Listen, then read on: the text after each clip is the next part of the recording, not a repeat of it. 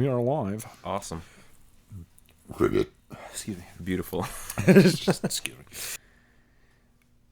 With this opening up the doors, and we discussed a little bit now how they're saying it's like this might open the floodgate for R-rated movies or R-rated comic book movies.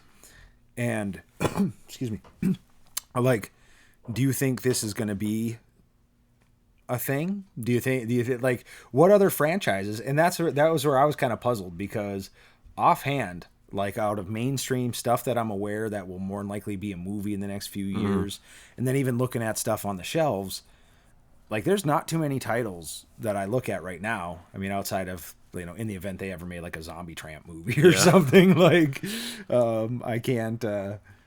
There's not too many other titles that I could pick out that are be like, oh, this has to be an R-rated. Yeah. You know. Well, there's the new. They just announced they're finished with a Spawn script, right?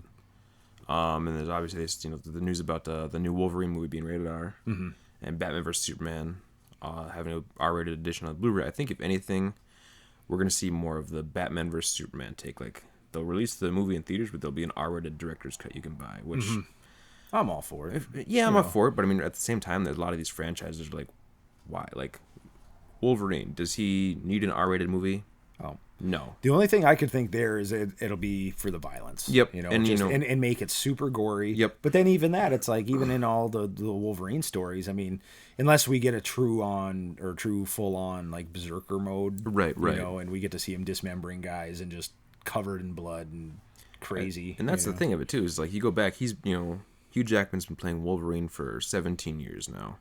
And every movie, it's just like a lot of this, and a lot of the guys going, oh yeah. And I'm fine with that. Like, I don't need to see. It's not giving him the Walking Dead torso split. Or I don't need to see that to know what happened. You know, like I can picture that pretty well. Right.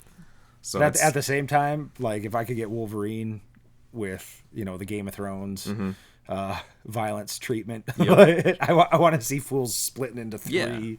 Yeah.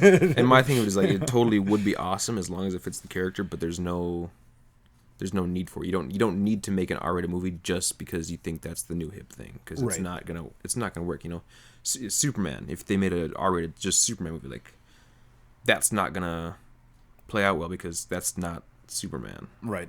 It wouldn't make much sense to throw it in there. Yeah.